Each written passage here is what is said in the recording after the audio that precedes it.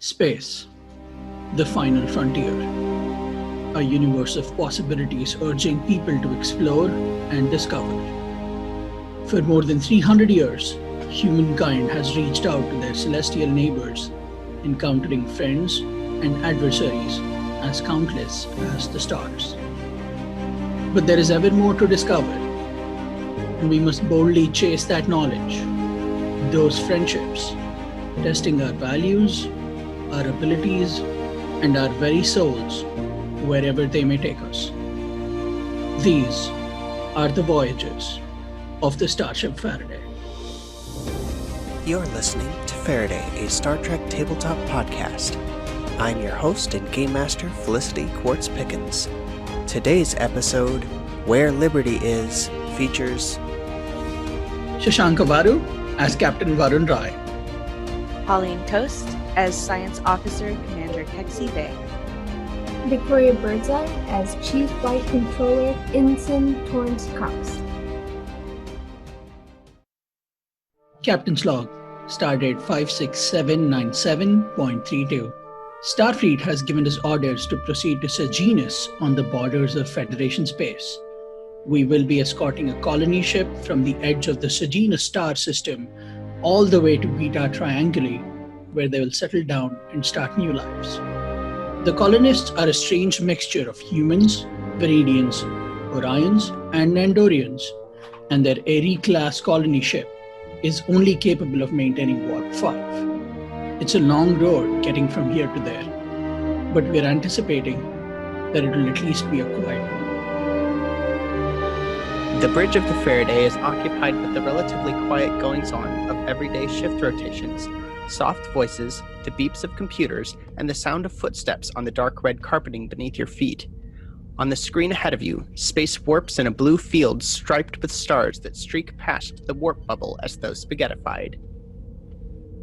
I'm Captain Varun Rai. I'm a 6'4" brown male from India Earth in my late 30s. And right now I'm just sitting in my captain's chair, the calculations of time distance to Beta Trianguli running through my head. I'm Commander Kexi Bay, an Andorian Beta Z with black hair, blue skin, and deep black eyes. I am wearing a standard Science Officer Federation uniform, and I am standing at my station monitoring sciencey stuff. Ensign Cox has brown hair and wears a red shirt. She's sitting at the helm, piloting the starship through warp. She's trying to make sure everyone doesn't die traveling faster than the speed of light. The Faraday drops out of warp at the edge of the star system, and the ops officer calls out that they have detected the colony ship and that they are bringing it up on screen. Its blocky rectangular hull is less than 1/4 of the length of the Faraday. They are just too large to fit in the docking bay. Ops informs you that there is an incoming hail from the vessel. On screen? On the screen in front of you, you see a tall Orion woman who stands with her shoulders squared as she faces you, though her brow is furrowed and her lips form a dark crease on her face. You recognize this as Captain Gino of the Airy-class starship, the SS Douglas. Her hair is jet black, and it's cut short and spiked, and her left ear is lined with gold loop earrings. Her green eyes pierce through you, even through the view screen. She looks at you earnestly and says, "We are all ready here, Captain. Are you ready to go?" Crew, are we ready to go? Yes, sir. Yes. All right, looks like we are, Captain Jet. Gino suggests that the best way to ensure that you guys are traveling the same speed is to share a warp bubble. Once upon a time, this would have been considered a very risky maneuver that required starships to be dangerously close. And while it still does require the Faraday to be fairly close to the Douglas, it's actually become pretty standard for Starfleet helmsmen to be trained in this maneuver. So in order to do that, I'm going to require Victoria, you're going to be making a roll. Mm-hmm. I do want to take a moment and sense Gino's thoughts before we move. You can sense the thoughts of a lot of colonists. It seems like Gino's missing, and it doesn't take you long to see on the screen that she actually has a pair of small metal devices attached to her temples. that look a little bit like cortical stimulators, but what they are cheap telepathy inhibitors. Nice. All right. We'll start with Victoria. Right. You need to make a difficulty 1 control plus con task assisted by the Faraday's engines plus con. Mm-hmm. So take your 2d20, roll them together, and you're looking for 15 or below on each of the dice. No, neither. Neither. Okay. What about the Faraday? Faraday has 1 successful roll. Okay. Was that successful roll? It was a 2. Okay, so that actually counts as 2 successes. So you guys gain a momentum Yay. because anytime you're rolling for the ship is considered to have a focus in whatever you're rolling in, which means that anything within the department value counts as 2 successes. So you did succeed at that roll. Now, in addition to the tricky piloting, there is also a difficulty 2 control plus engineering task assisted by the Faraday's engines plus engineering to establish a controlled joined warp field. Normally, this would be made by the engineer. I will, since I have the engineer stats, permit you to use Lieutenant Commander Trebu as a supporting character, and I will give you those stats to roll with if you prefer. Alternately, you can roll with your own control plus engineering Kexi, which is actually not bad either. Yeah, And they'll actually both get you the same result, which is 14 or below. 14. Yeah. Okay. Since it doesn't matter. And then somebody needs to roll for the Faraday's engines plus engineering, which is going to be 14 as well. Okay, we'll just alternate. So since she did it last time, I'm going to do it this time. Does that work? Okay. Colleen? Well, and I already have to roll for myself, so. Okay. Yes. Yeah. I got a 1 and a 2. Okay, so you also have a focus in warp field dynamics, yes? I do. So that gives you, because you've got 4 engineering, 2 successes from the 2 successes from the 1, and then we'll see what Shashank gets. Oh, I got a 5. You got a 5. Okay, so that's 1 success from that, which is 3 momentum that you guys generated merging these warp fields. Yeah. Hanging out in the bubble. Also, because we have additional things that we can do, Colleen, if you like, you can make a difficulty 0 reason plus science task assisted by the Faraday's sensors plus science to scan the colony ship. All right. Kexi, before we proceed, I think it would be great if we find out how many colonists are on that ship. All right. I can scan that. Do I need to roll for this or just? Yes. Okay. So you cannot fail. It is a difficulty 0 task. So Okay. any successes that you get literally just translate into momentum. From my roll, I got 1 success. I got a 4. Okay. Cool. So that actually generates 2 successes because that's under your science skill. Oh wait, that's scanning. Do you have any focuses in scanning? I don't have your character sheet open. No, I don't. Okay, so it's 1 success. And Victoria, did you get a success on that die? I did not get lower than 15. I got 17. So we got 1 success, which generates 1 momentum that you guys can use if you want to gain more information from the initial scan. Or wait, it was 1 total. The initial scan tells you that there's 150 colonists in addition to 6 crew members aboard the SS Douglas. Captain, there Yes? are 150 colonists and 6 crew members. That sounds about right. Can I get any species out of that, or do I need to roll again for that list? You can spend your instant momentum or the momentum that you just gained. Okay. And- Can I look for unusual life forms? So there are, among the colonists, 70 Orions, 37 Andorians, 25 Iridians, and 18 humans. The 6 crew members are all Orion. I'm sorry, how many humans? 18. 18, 1-8, which ought to equal out to 150. Yes. Okay. Hooray, math. Hooray, math. All right, sir. I don't see anything unusual among the colonists or the crew members. Well, thank you, Kexi. Nothing could go wrong on this voyage. You ready to get underway? Yeah. Your ships align and set course for Beta Trianguli. With a streak of light, you warp into the distance, twinkling like the stars you soar between.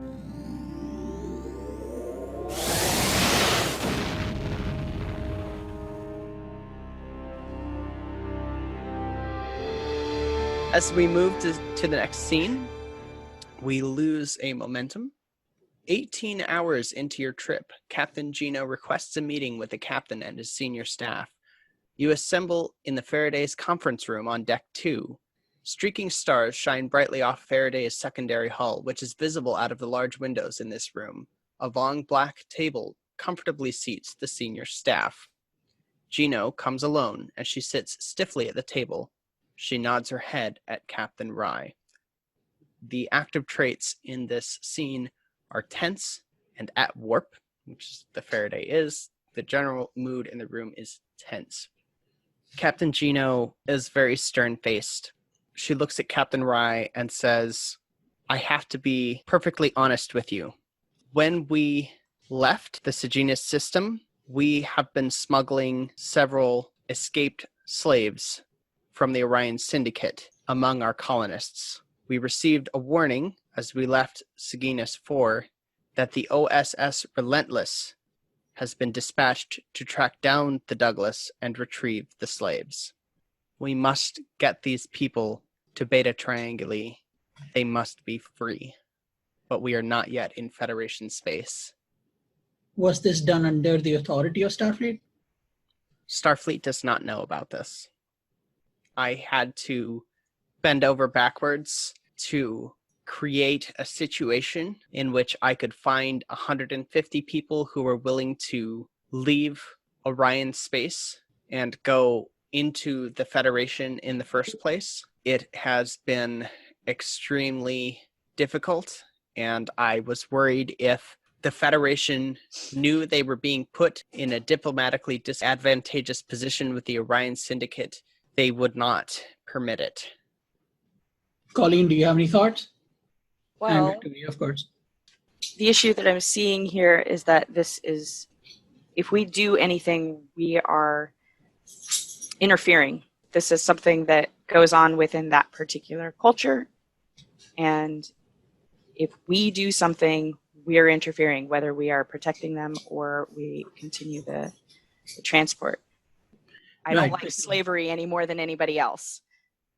Right. This is no doubt in the gray area when it comes to the Prime Directive. I agree with you.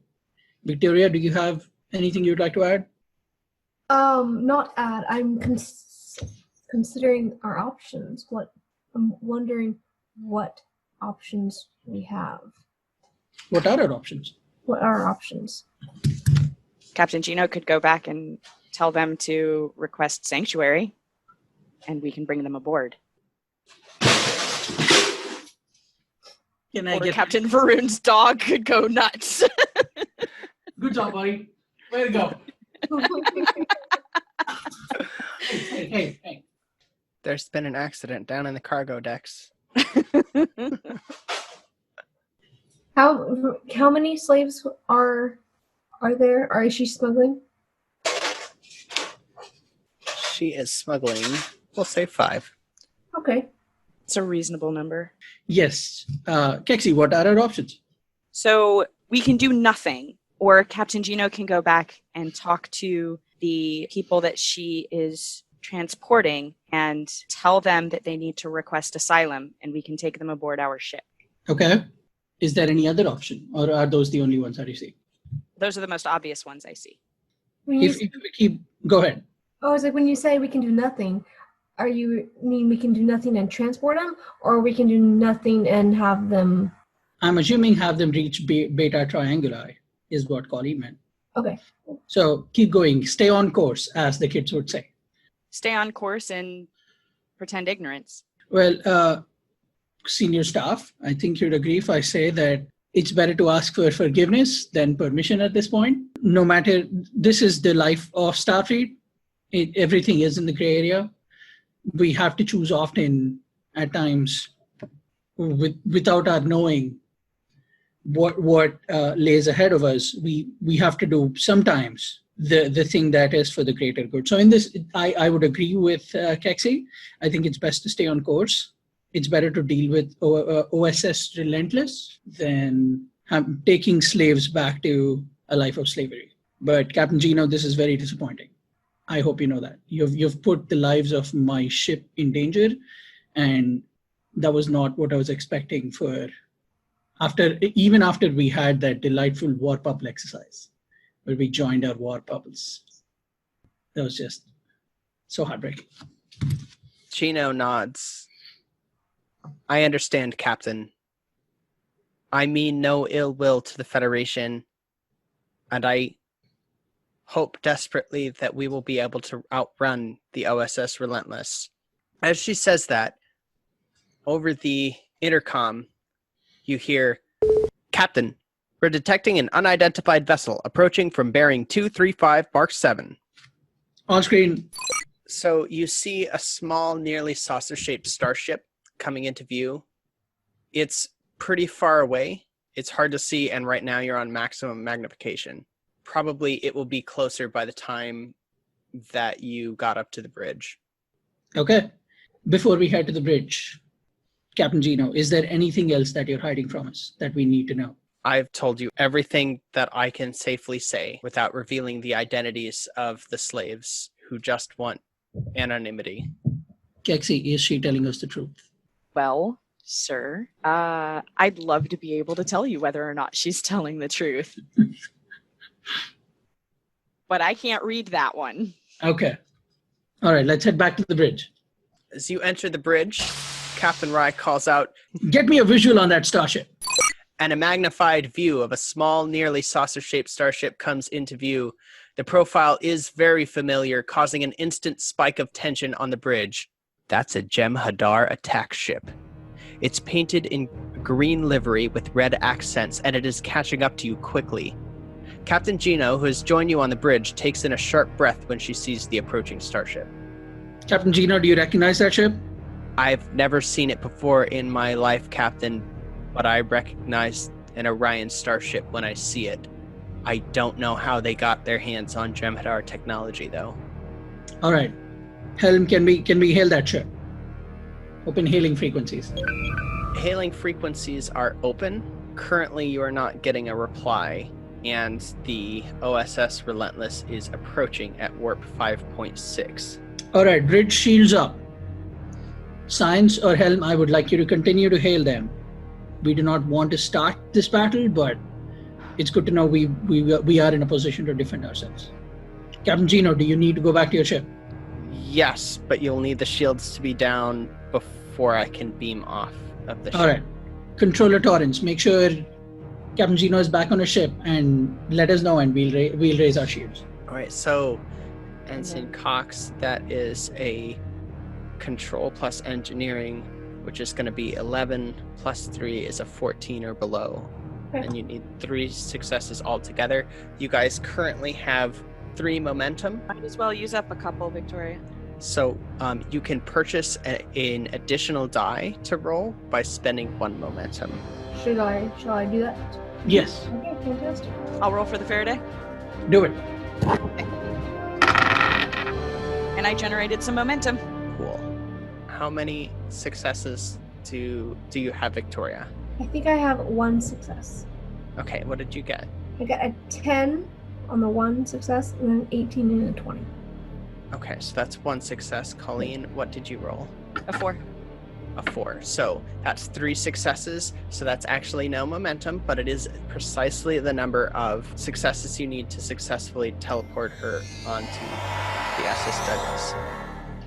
I like these assists.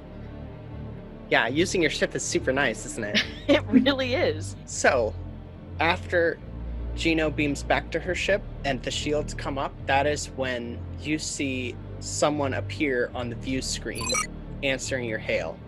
It is a tall, angry-looking Kelpian. He has an eyebrow stud. He identifies himself as Uval. This is the USS Faraday. Are you in need of assistance? Can we help you? USS Faraday. I am Uval of the OSS Relentless. I have been sent on behalf of the Orion Syndicate to reclaim slaves that are attempting to escape from sovereign Orion territory. These slaves are in Orion space. We demand that you stand down and recognize our legal right to reclaim these slaves. Keep him on hold. Crew, what are our options? Scanning him. Sure, that's difficulty 0, reason plus science, assisted by the Faraday's, sensors plus science, for whoever would like to roll for the Faraday. Go for it, Victoria. Okay. 2 successes. Not a success. 8. Wait. That is a That's a success. success. Okay, so 3 successes total, which gives you 3 momentum to spend on information. So what information are you trying to gain? Well, let's see. We need to know what weapons they have. Okay. They are armed with a disruptor cannon, a phased polarized beam bank, and photon torpedoes. So, disruptor cannon, a beam bank, and photon torpedoes. Is that right? That's correct.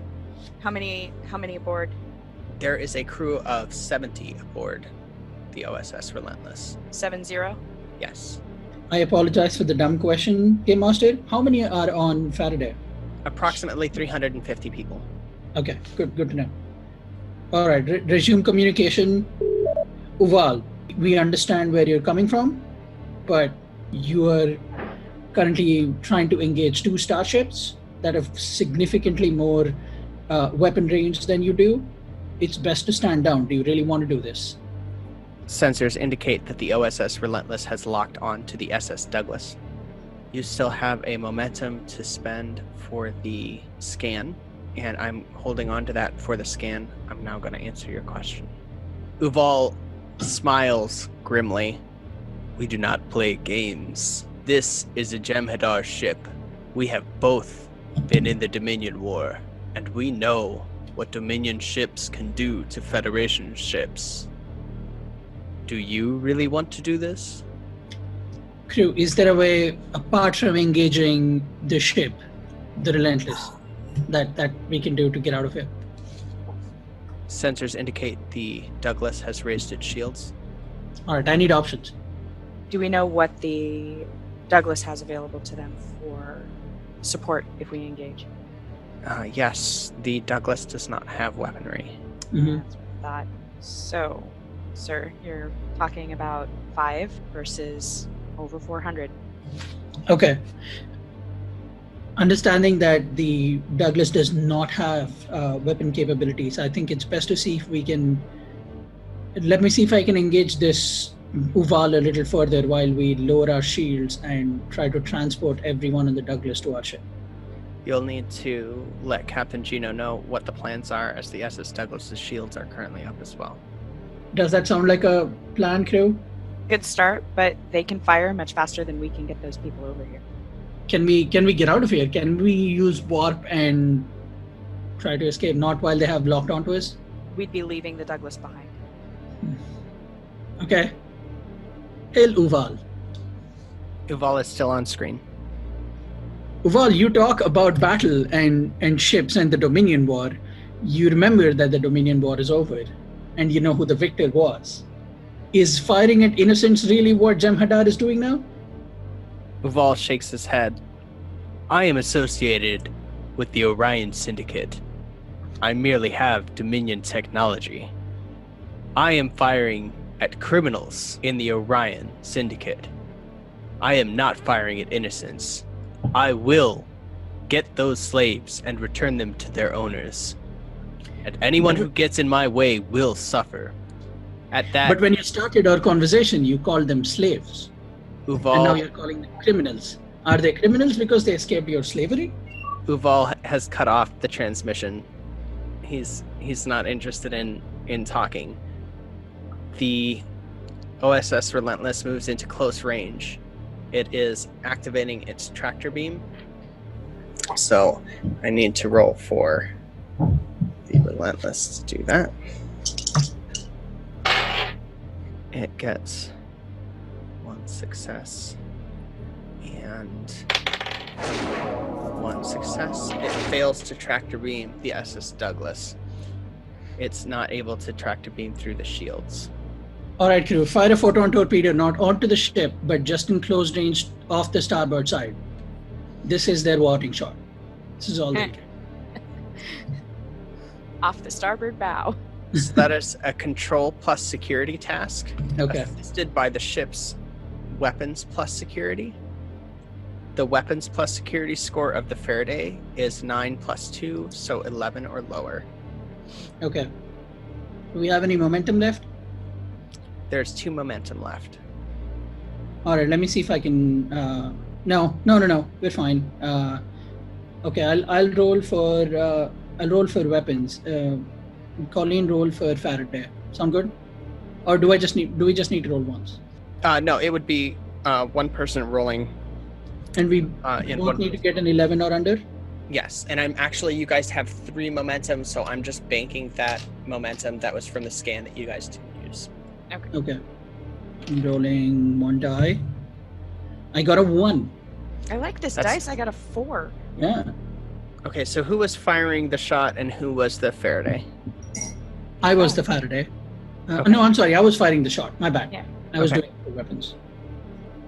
Okay, and Colleen, you got a 4, Yes. so that's 1 success. And Shashank, you got a 1, which is 2 successes. Did you get anything on your second die? Oh, did I have to roll a second one? My bad. No, I just rolled 1. Go ahead and roll a second die, because that is your character firing. I got a 16, so no success. Okay. So, you did, however, generate 2 momentum on that.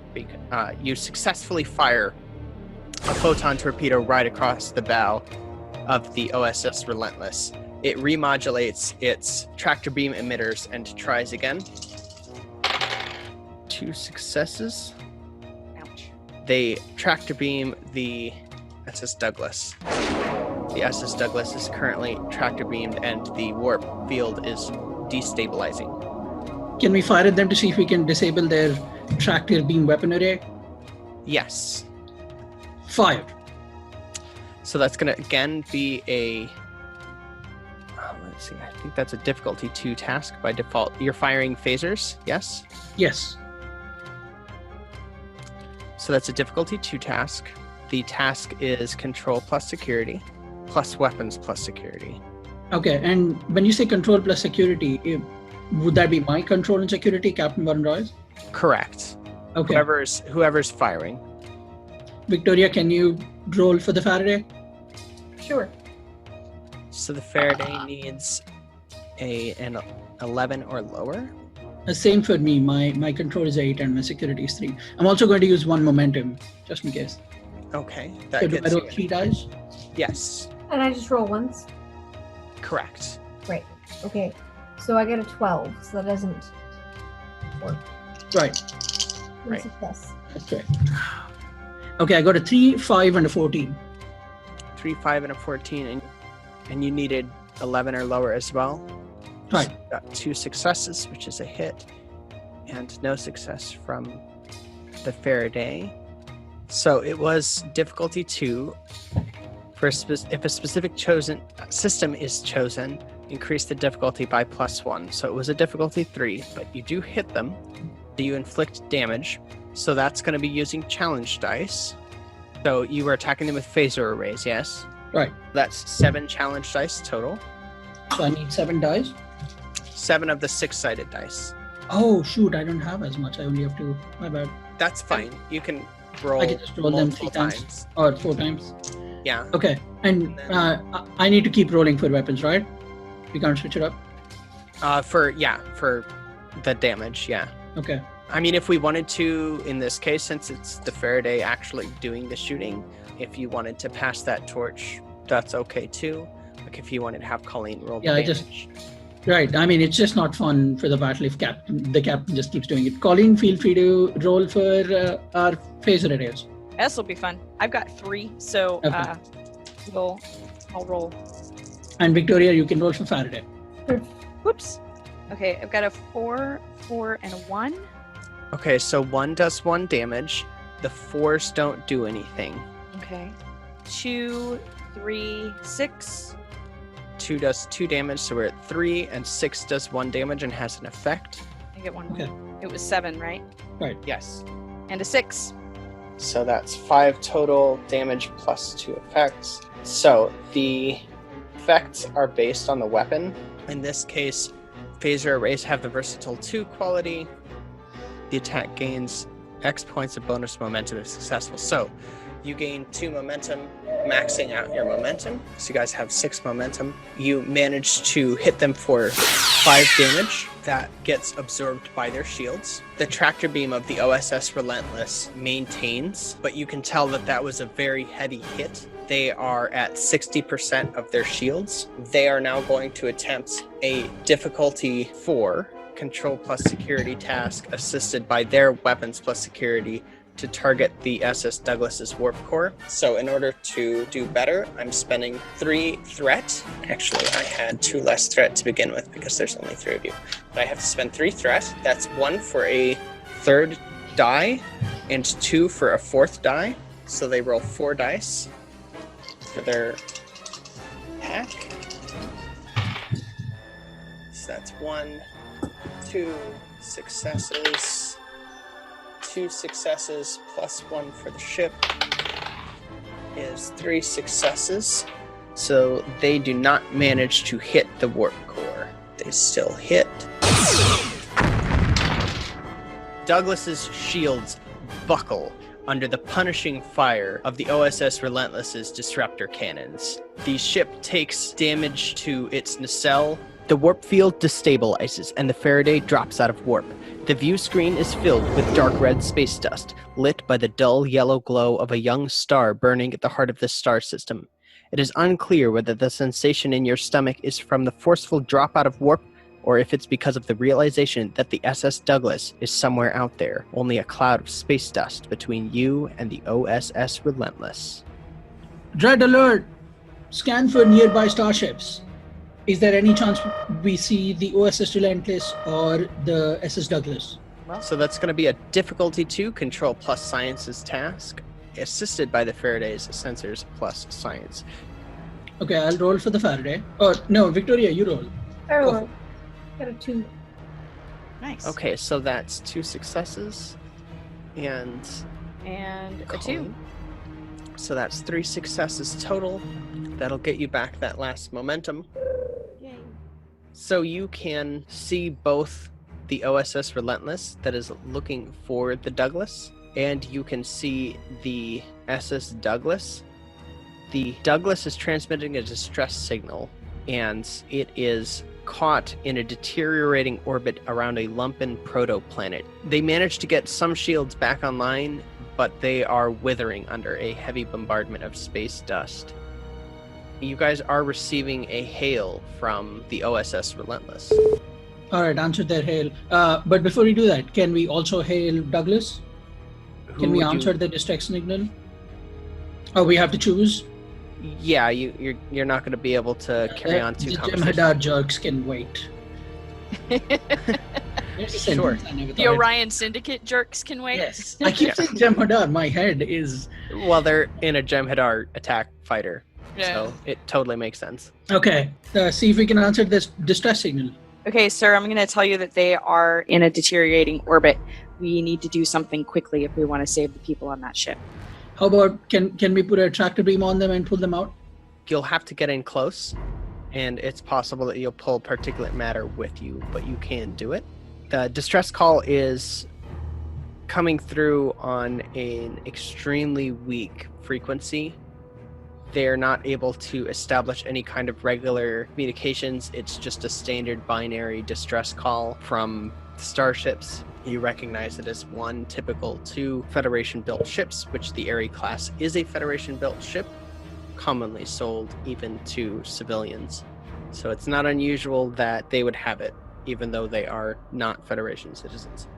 The OSS Relentless is still hailing, though. I need to get my ship out first, though. I need to get my people out first.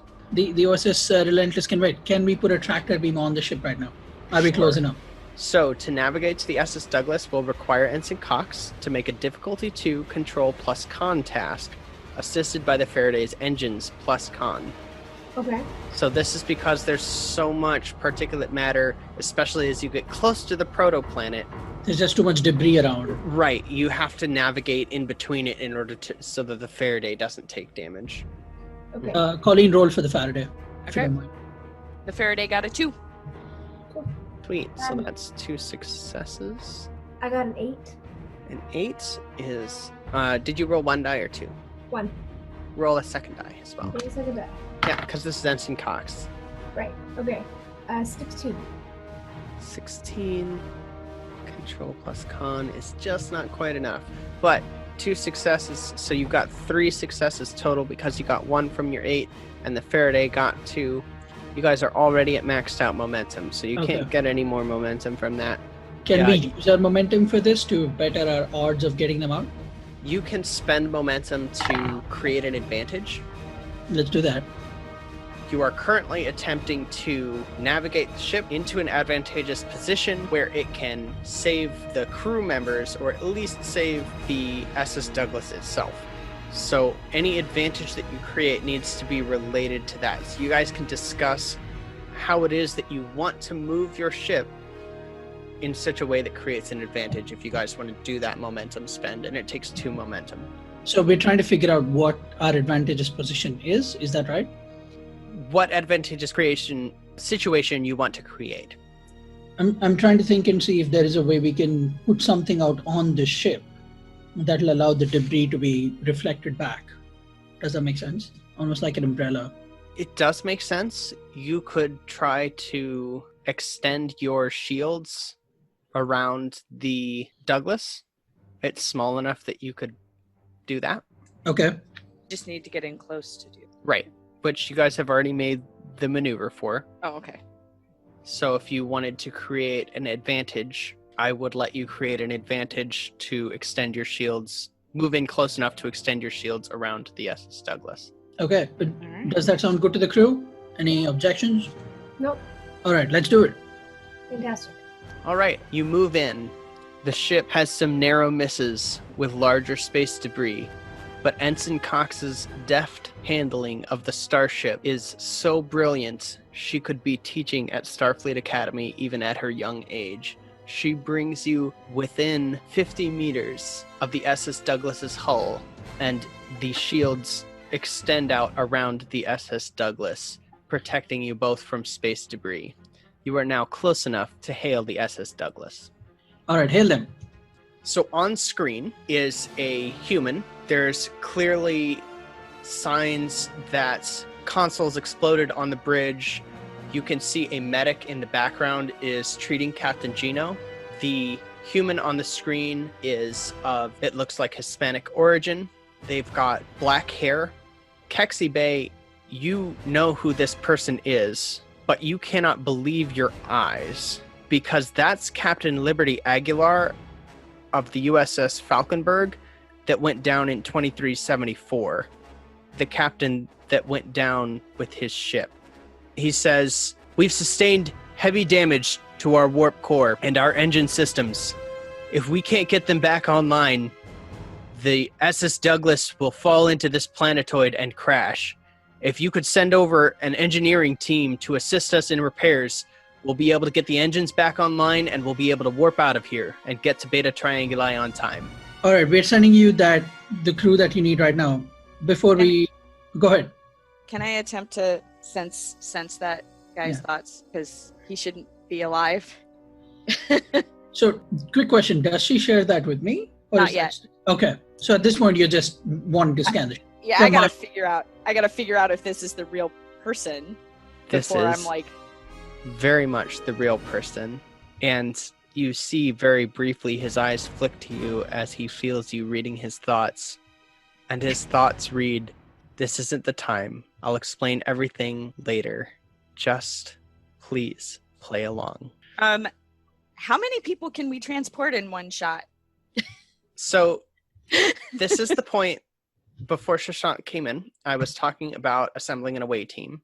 There is a point where in Star Trek Adventures, you might have an away team that is made up of characters that aren't relevant to whatever's happening. but the scene takes place, and it would be boring to just have like one person go and all the other players sit back and watch. So what Star Trek Adventures does is it introduces supporting characters, of which there are many on Star Trek, like Miles O'Brien started off as a supporting character on The Next Generation and then became a main character on Deep Space Nine. These characters show up when you need them. They're used by players as player characters and then become non-player characters when they're not being used. In this case, I have created a small handful of non-player characters, or not non-player characters, but rather supporting characters for you guys. I expect, and you can absolutely overrule this if you want, because you're the captain and you could put your own away team together. I had expected the engineer to go originally. I had expected Kexi Bay to go, but I also have a security officer, an engineering officer, and a medic. Any or all of those personnel can be part of the away team, and you guys can choose which characters you'd like to represent, and I'll make sure that you guys get the characters, the character sheet to look at for your character for the scene. Does that make sense? I think Kexi going would be helpful. Kexi, is that okay? Yeah, I can lead the away team if you're not going. No, I'm going to stay back. Yeah, so Okay. go for it. So I'll lead the away team. All right. So we've got, just to be clear, Gisela is a Denobulan medic. Michael Wessex is a human security officer, and Nell is a Vulcan engineering officer. Victoria and Shashank, did you want to play any of those characters? Can I play the Michael Security? Absolutely. Cool. I'll play Null. These characters don't have specific descriptions, so feel free to take some liberties. Captain Varun Rai orders you all down to the transporter room, and you beam to the SS Douglas. We lose one momentum as we move from one scene to the other. The away team beams onto the transporter pad on the SS Douglas and are escorted immediately to the engine room. The corridors are packed with frightened colonists, forcing your escort to call out to make way. Hushed whispers are joined by grateful thanks as colonists see that Starfleet is here and try to shake your hands. Someone shouts out that this is all your fault, that Starfleet was supposed to protect the colonists, but your escort pushes them aside and you end up in the engineering section. There is a massive hole in the roof where the OSS Relentless punched into the hull, and the warp core is shut down. Shrapnel fills the room. It's bad, but maybe not hopeless. The reaction chamber sealed in time, meaning the safeties worked and the warp core just needs to be reset. In the engineering section, there are just 2 civilian engineers and yourselves. Let's get to work. Nell, if you would start working on the engineering side of things, I can help you with the warp core. It's only And- logical. Yeah. And I remembered Nell's name and I didn't remember the other one. Michael Wessex. Michael, if you would just take account of the people that are hurt, maybe we can see if there's anything we can have beamed over to help them. Okay. So the way this works, this is going to be a group challenge, but it's also going to be a gated challenge. The way this works, what a challenge is in Star Trek Adventures is when you have a series of tasks that line up. A gated challenge means you have to complete some things in order to move on to others. A group challenge means any challenge or group of tasks that is completed by a group. So we're just combining all the concepts today because that's how we do. The first thing that you guys need to do is remove the detritus from the interfaces. This is a difficulty 0 fitness plus security task because there's just a bunch of garbage in the way. And this is fitness plus security for all of us, right? So we basically just roll 1 die each. So this can be done by up to 3 people. So what would happen is one person would be the primary roller, and then the other 2 people assisting would roll 1 die each using the stats from their character. Colleen, I'm assuming you're the primary roller? No? Well, actually, probably Michael would be the better prime roller. I'm betting that they've got slightly better fitness than I do. Oh, yeah, we can actually ask that to each other. So what my fitness plus security is 11. What is yours, Michael? 14. Yeah, let's Michael, let's clear this stuff out of the way so you'll be primary roller. Okay. So I'll roll the 2 die. I'm gonna do some lunges. Vulcan lunges. A little bit of stretching. Yeah. Oh, so I'm about a 9 and an 8. And I was shooting for under 14, correct? Mhm. Yes. There we go. So that's 2 successes. And then the rest we need to roll 2. Just roll 1 die or 2. Just 1 die each. Yeah. Okay, just 1 die. I got Ouch. I 18. rolled a 12. That sucks. I got an 18. Okay. My So lunges did not hit. The Andorian was- goes, this was a difficulty 0 task, so you did generate 2 momentum. Mm-hmm. Do you want to... You have an option. You can either bank these momentum, or you can use these 2 momentum to create an advantage for yourself. Can I check my team? Absolutely. How are we feeling? From what I understood, that you guys were taking care of that engineering, and I was kind of keeping the people calm. Mm-hmm. You know. well, so what's happening now is that we have to do things in order. So we have to put the eggs out before we can have any chickens, I guess. Okay. Felicity's Great like, metaphor. what is it? That totally works. Felicity, I've been up since like 5:30 this morning because my body's stupid. So Okay. my analogies aren't working. No, that sounds very much like a McCoy metaphor. So it worked for me. Yeah, Okay. I'm here for it. So we are using that advantage? Yes. Using Okay. momentum for advantage. What is the advantage you guys are creating relevant to removing the detritus from the interfaces? I think we need some speed. Can we expedite it? Yeah, I'll say that you can use the advantage to move the detritus in a way that keeps it's not just out of the way of the interfaces, but it's out of the way of the floor, so you guys can sort of chain it out. You just make like a chain gang of just like passing the chain gang might be the wrong word, but that's the word we used in the military. You Yeah. make a chain where you pass the detritus from one person to the next in the line and get it out of the way. Okay. So, what's next? So the next thing you need to do is replace the damaged EPS manifold. So it is assumed that you brought the EPS manifold with you. They would have notified you ahead of time that their EPS manifold was damaged. Of course. I So- know exactly what an EPS manifold is. So And I'm this, not looking up right now. I will allow you to have one person assist with this and one person be the primary, meaning that this is a difficulty 1 control plus engineering task. And so whoever is attempting will roll their 2 dice for control plus engineering, and whoever is assisted will roll 1 die of control plus engineering. My control plus engineering is 15. You're probably the highest. Okay. Right, 12. Victoria, want to assist? Sure.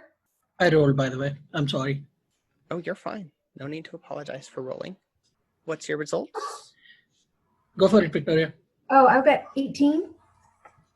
So Okay, so that's a failure. I got a 6 and a 15. Hey. Okay, so that's 1 success. So you get the EPS manifold in place. The next step is to align the injection ports. As you do this, red beams of light flash in the engineering section as you work, and from out of the light form the shape of a tall, lithe figure wearing a heavy black duster and 5 burly-looking green men wearing black leather armor. The tall figure, a Kelpian, pulls out his disruptor and aims it at you. "Kill Starfleet," he says. "Then take the ship." I have goosebumps right now. That's beautiful.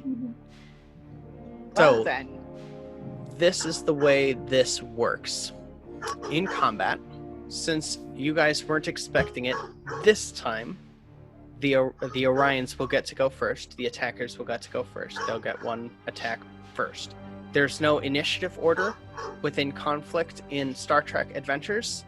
It is a back and forth based on one player takes their action, then another player takes their action.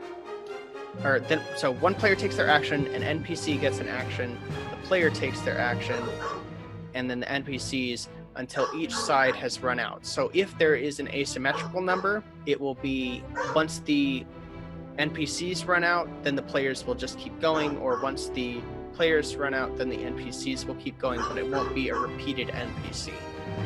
So the first person that's going to do something, since Uval has already taken out his pistol, he's going to make a control plus security check or task difficulty 2 to shoot at one of the engineers in the room, one of the civilian engineers, and he succeeds on both of those.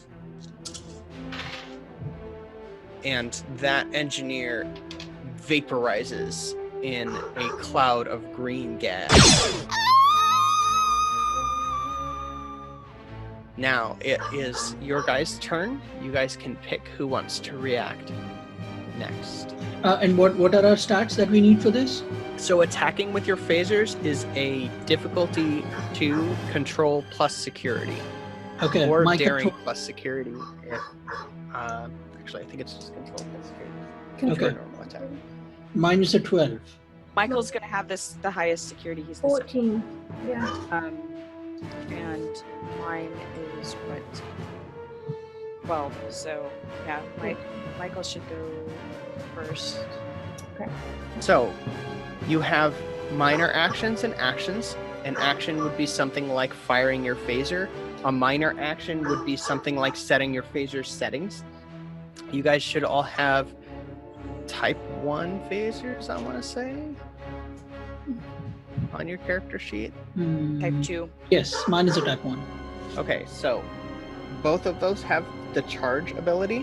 What that means is that the weapon has an adaptable energy supply, allowing its potency to be scaled to different levels. If you perform a prepare minor action before attacking with this weapon, you may add one of the following weapon damage effects to the attack: area, intense, piercing 2, or vicious 1. So area is attacking a group of targets. Intense is adding to the cost to avoid an injury caused by an intense weapon, makes it more difficult to avoid. Piercing cuts through shields or armor, and vicious adds additional damage to the dice that you roll for damage. So the damage on any type 1, like Michael, is going to be the base damage of a type 1 phaser plus security. So that's type 1 phaser does 2 damage base plus 4 security. So she rolls 6 dice total for the type 1 phaser if she hits. Does that make sense? Yeah. Okay, and we can definitely cover specific things. So Right. if you want to attack, you Sure. can choose to, for example, use the vicious. I wish I had this up I- on my Yeah. screen so I could just like copy and paste it. Right. Let's see if I was thinking about using the vicious more than the other ones. Okay, 'Cause that's the one that increases the. the damage. Yeah. Yeah. Absolutely. Cool. And so that happens when an attack is an effect is rolled, which on the Starfleet dice, like you've got, that's going to be this little Starfleet symbol. Yeah. Right. On 6 of them.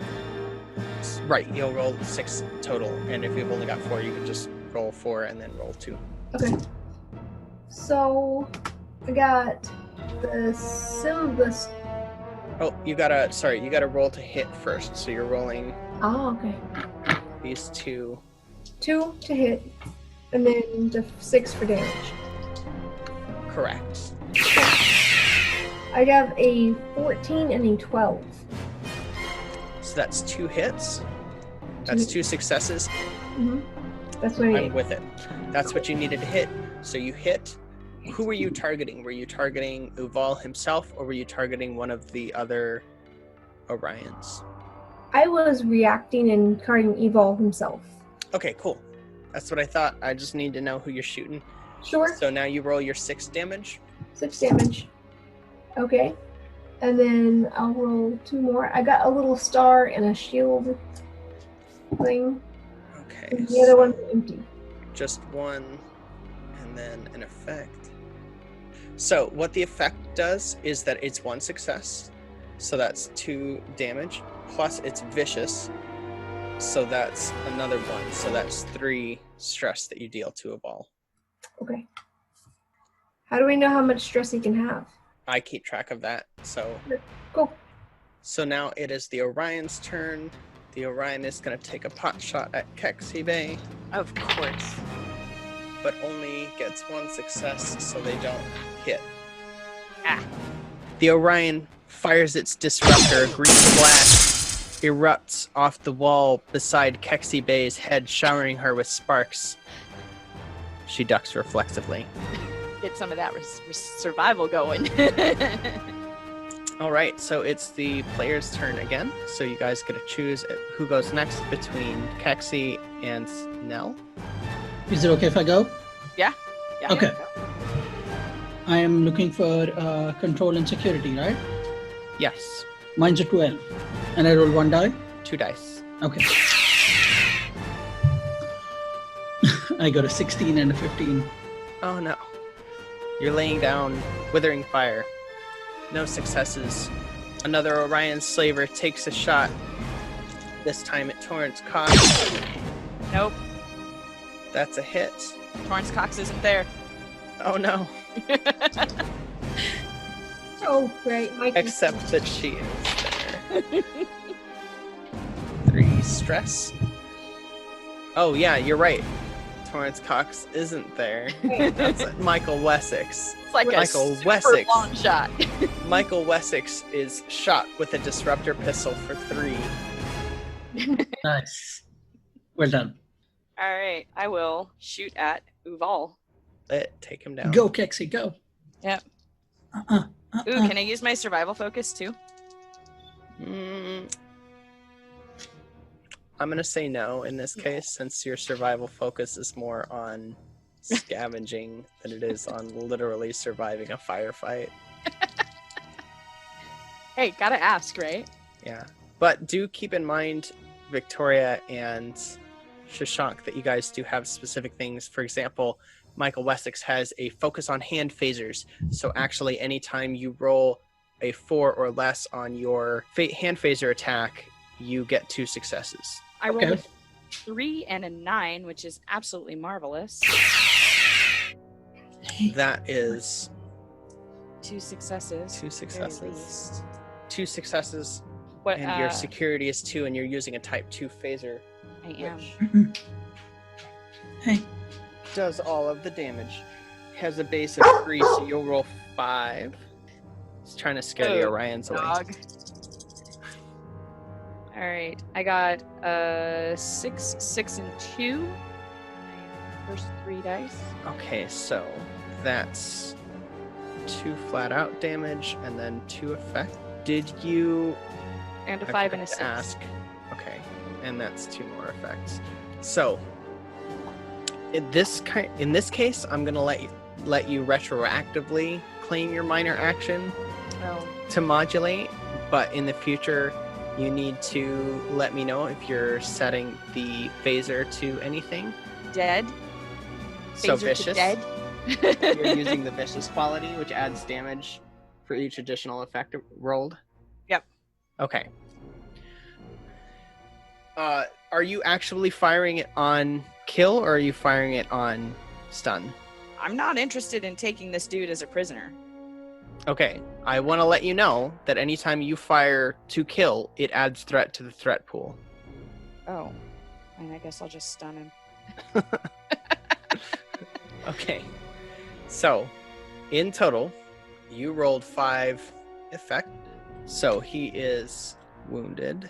Your phaser blast catches Uval squarely in the shoulder, and he falls backwards, swinging himself behind a support pillar and cursing very loudly in a language that you don't know, and you're glad your universal translator doesn't seem to pick up.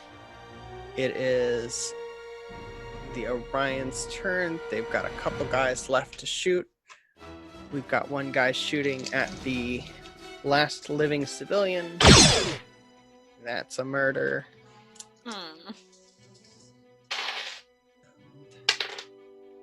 He is injured, but not dead. And the last guy is going to shoot at Nell. And he totally misses. Just flat out cannot hit the broadside of a barn. It's all that Vulcan mind power.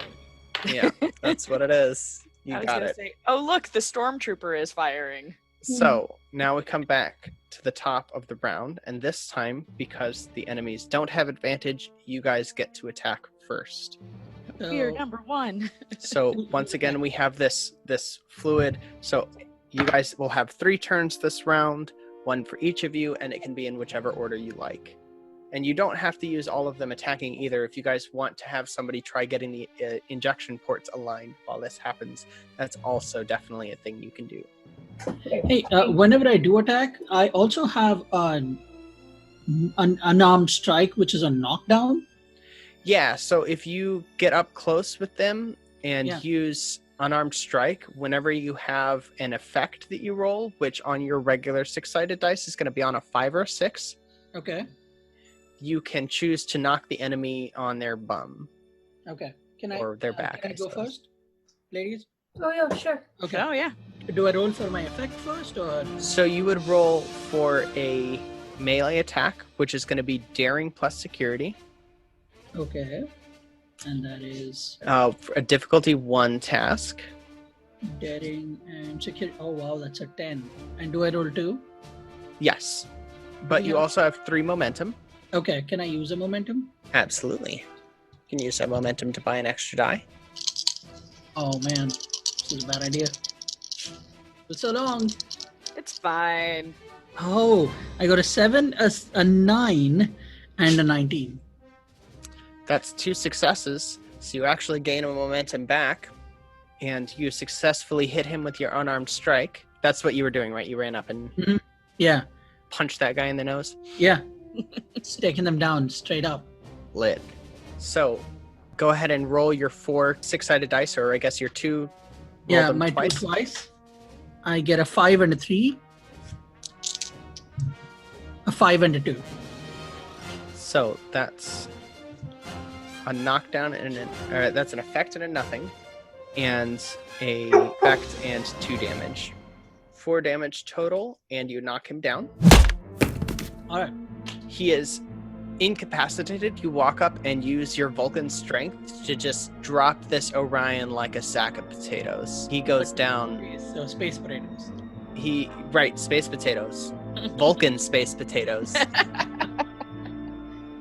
They're green. So that's Uval and a slaver down. There are still 3 slavers standing. That makes it your guy. No, that makes it the Orion's turn. One of the other Orions runs to engage in melee with Nell and makes a melee attack against her. But it turns out that Nell knows Susmana and completely deflects all of this Orion's attacks, just doing awesome kung fu things. That Orion is completely unsuccessful in his attack. All right, it's your guys' turn. We still have Michael Wessex and Kexi Bay. How are you feeling, Dexy? Go for it. Okay. So we're attacking The Orions. There's still 3 Orions standing. Okay. One of them is currently engaged with Nell. That would increase the difficulty of the shot. There are 2 that are not engaged with anybody. I think Nell's got herself, under control. So I'm gonna go for one of the others. Okay. Cool. Are you going to modulate your phaser before you shoot? You want to keep it on vicious to increase the amount of damage for effects? Yes. Okay. And you're firing stun, yes? Yeah, we'll stick with stun. Okay. All right. Go ahead and roll your control plus security. Control plus security is 14. Rolling. I got a 19 and 20, so I failed. So a 20 is also a complication. In the heat of the moment, you dodge to your side and take a shot at one of the Orions. Unfortunately, the Orion caught your movement out of the corner of his eye and moved with you. So as your shot streams past him, it explodes an EPS conduit, meaning it will be slightly more difficult to get the warp core back online until that's repaired. Okay. He is going to get his attack in return firing his disruptor back at Michael Wessex. And he also cannot hit because he is too scared of being blown up, not only by the EPS conduit that exploded behind him, but also by the phaser beam that's going by his head, which makes it Kexi Bay's turn. Okay. Can I talk and act at the same time? Talking is a minor action, so you are absolutely capable of doing that, yes. Awesome. Nell, quit dancing with that Orion and get that thing aligned. And I'm going to shoot at one of the Orions. On it. Sure. I'll be staying on Vicious, Sure. intending to stun them instead of murder their faces. And I will just barely succeed with an 8 and a 12. And I need to roll 5 dice. 5 dice. Oh boy. I got a 1, a 5, and a 4. 2 effects and a success, yes. And a success. So that's 1 for each effect, plus another for each effect is 4 plus the 1, so 5 damage. Yes. So the Orion you shoot at, you hit squarely in the chest, and he falls unconscious on the ground. I am looking very heroic this time around. You guys have taken out Uval and 2 Orions now, yes? Yes. Okay, so that's all of the Orions that are currently active have had a round this turn, which means that we're back at the top of the round, meaning that it's your guys' turn, and you guys can take your actions in whichever order you choose. Did me quitting dancing with that Orion and aligning that thing help at all? You were instructed to, so you weren't given a directive. I mean, you were given a directive, but what happened was after you knocked out the one Orion, another one came up and tried to hit you. So as another one came up and tried to hit you and you Susmanad to defend yourself, Kexi told you to get back to work instead of fighting the Orions. Right. So you are still face to face with an Orion at the moment who is trying to beat you up. Failing to beat you up. How do we resolve? Can I, do I take an action to resolve that conflict? Yeah, I mean, you can certainly engage with the Orion. You can disengage and then try and get back to align the injectors. We'll take your action this turn. So, disengaging would be your minor action, and then moving back. That way you get away from the Orion without him punching you in the back of the head. Officer Kexi, do I continue to engage him? Or do I go? My assumption was that you would punch him in the face, get it over with, and then go align the thing. Let's do it. Let me punch him in the face. How do I do that? Sure. What do So I need? that's your daring plus security. Just like last time with 2 dice. That's a difficulty 1 task. My daring plus security is a 10. Is it okay if I use a momentum crew? God, using momentum. Okay. I got a 9, a 1, and a 14. Okay, so a 1 is 2 successes. Yeah. A 9 is a 3rd success. So that's 2 momentum gained. You can use that to create an opportunity or create an advantage as well. Is my advantage that I know Super Susmana? The advantage is going to be something relevant to this scene, relevant to what you're doing. So it's not that you wouldn't know Super Susmana, but you could use that to Vulcan neck pinch this guy.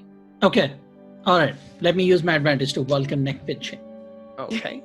As the Orion tries to get a hit in and you're blocking, you simply reach out, look him straight in the eyes, raise one eyebrow, and pinch his nerve. He sighs as he falls to his knees and then to his side. Yes. At least he'll wake up relaxed. So that leaves 2 Orions left. One of them who is shooting at Michael Wessex. And that is going to be 2 successes, which is what they need to hit. Oh my goodness. That's not good. Just lose our security officer? Maybe. Michael Wessex, you are hit in the chest by a disruptor blast. It does 9 stress damage to you. You are incapacitated for the remainder of the fight, and you need medical attention. So you won't have an action this round. Sure. How many stressors did that hit me with? 9. 9. In the chest. Okay. Boom. Michael Wessex is down.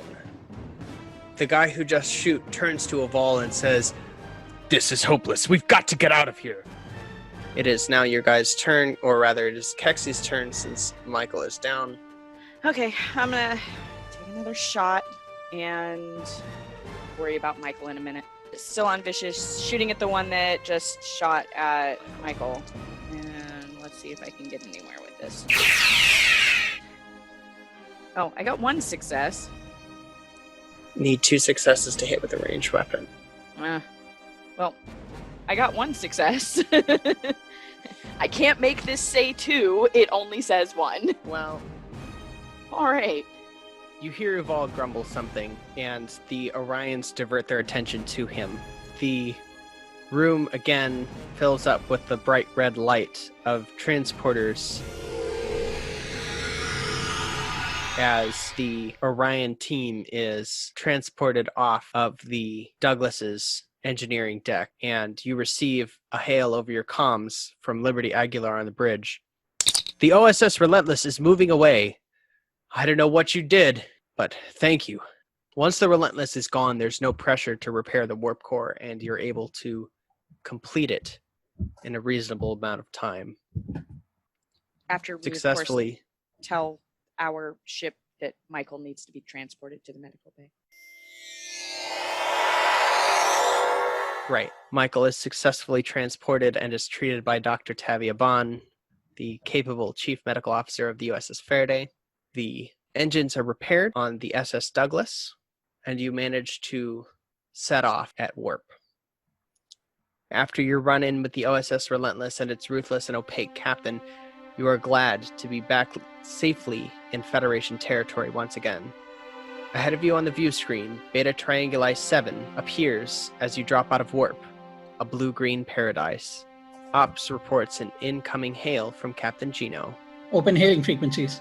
Captain Gino smiles, and you've never seen her smile before, but even through the view screen and without the assistance of Orion pheromones, it is a captivating smile. In fact, your Orion first officer nudges you on the arm as you seem to be a little bit caught up in it. She says, "Thank you, Captain, for getting us here, for saving these people, for sending a team to help repair.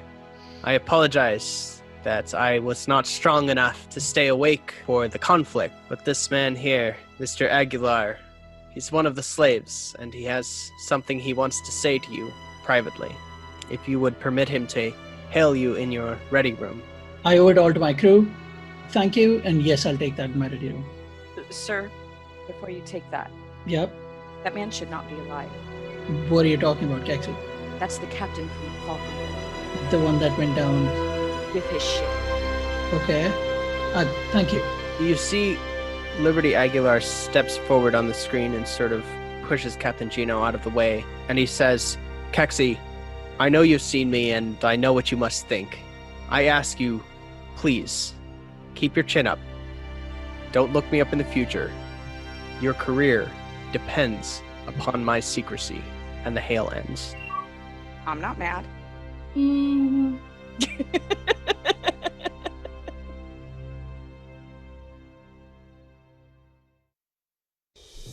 This has been Faraday, a Star Trek tabletop podcast. We play using Modifius's Star Trek Adventures rules system. Star Trek is property of CBS Paramount and was created by Gene Roddenberry. Our theme song, Humanity, was written by Scott Holmes and is available along with a selection of his other fantastic works on his website at scottholmesmusic.com. Faraday was created by Felicity Quartz Pickens and edited by Lady Cassandra of Sealand. Do you have questions or comments about Faraday? You can find us on Twitter at FaradaySTPod or send us an email at FaradaySTPod@gmail.com. Faraday, a Star Trek tabletop podcast, is supported by your donations through Patreon. Subscribe now at patreon.com/Faraday podcast to get access to early access episodes, bloopers, and other cool stuff.